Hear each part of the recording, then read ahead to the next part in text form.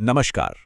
आज की हमारी ये पड़ताल बिहार के लोहार समुदाय और कह सकते हैं भारतीय लोकतंत्र के एक बहुत ही गहरे विरोधाभास के बारे में है।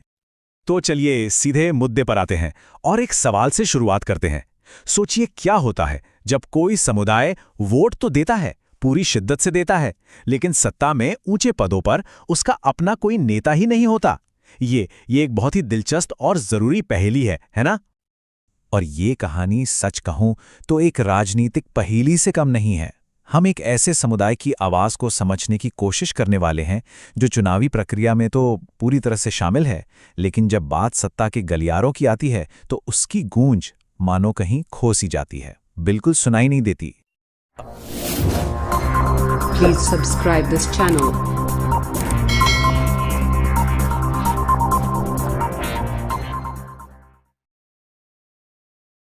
अब देखिए यहां जो बात है ना वो सच में चौंकाने वाली है।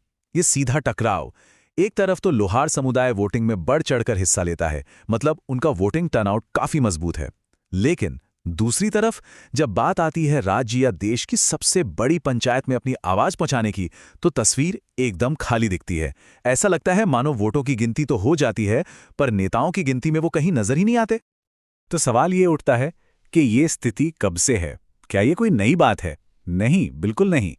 ये अपनी आवाज के लिए एक दशकों लंबा इंतजार है। चलिए जरा इतिहास में झांक कर देखते हैं कि ये कहानी शुरू कहां से होती है।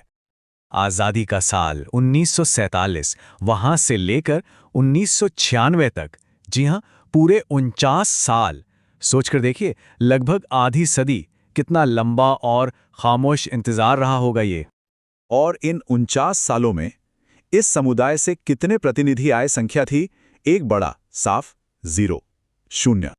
और ये जीरो, ये सिर्फ एक आंकड़ा नहीं है, ये अपने आप में एक पूरी कहानी है। लोकसभा हो, राज्यसभा हो, बिहार की विधानसभा या विधान परिषद, सत्ता का ऐसा कोई भी गलियारा नहीं था जहां इस समुदाय का कोई एक भी प्रतिनिधि मौजूद हो। ये दिखाता है कि एक बिखरे हुए और आर्थिक रूप से कमजोर समुदाय के लिए बड़े राजनीतिक मंचों तक पहुंचना कितना कितना मुश्किल होता है।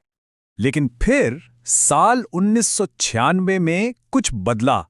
कहानी में एक बहुत अहम मोड़ आया।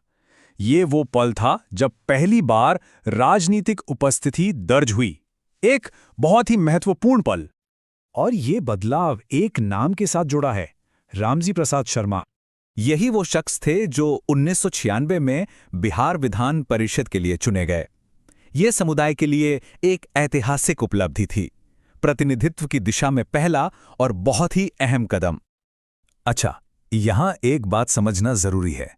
विधान परिषद के जो सदस्य होते हैं, उन्हें आम जनता सीधे वोट देकर नहीं चुनती। तो हां, ये एक बहुत बड़ी उपलब्धि तो थी, लेकिन ये सीधे चुनावी मैदान में मिली जीत नहीं थी। इसे कह सकते हैं कि ये सत्ता के गलियारों में मिली एक छोटी सी पर बहुत जरूरी जगह थी। तो ये तो हुई इतिहास की बात। अब आगे बढ़ते हैं और देखते हैं कि आज की तस्वीर क्या कहती है, क्योंकि यहां पर हमें दो बिल्कुल अलग अलग हकीकतें देखने को मिलती हैं। और ये जो अंतर है ना, वो यहां बिल्कुल साफ दिखता है।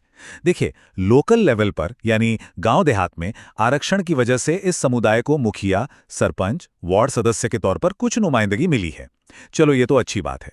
लेकिन जैसे ही हम जूम आउट करते हैं और बड़े कैनवस पर आते हैं, मतलब राज्य या केंद्र के लेवल पर, तो तस्वीर एकदम बेरंग हो जाती है। कोई विधायक नहीं, कोई सांसद नहीं।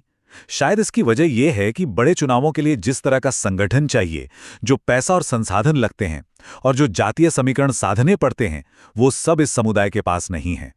और ये मत सोचिए कि ये कोई पुरानी बात हो गई है। हमारे पास जो जानकारी है वो कंफर्म करती है कि ऊंचे लेवल पर नुमाइंदगी की ये कमी साल 2025 तक भी बनी हुई है।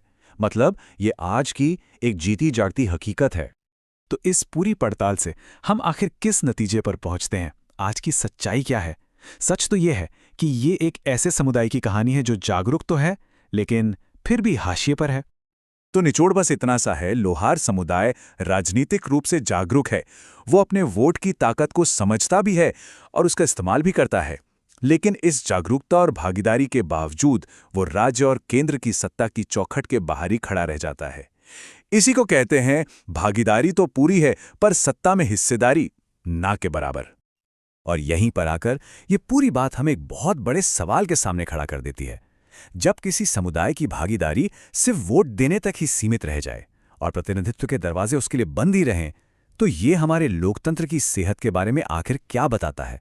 ये एक ऐसा सवाल है जिसका जवाब शायद हम सबको मिलकर खोजना होगा। वीडियो लाइक करें, अपने दोस्तों, रिश्तेदारों, परिचितों में शेयर करें और नीचे कमेंट कर अपनी प्रतिक्रिया दें और चैनल सब्सक्राइब जरूर करें। धन्यवाद।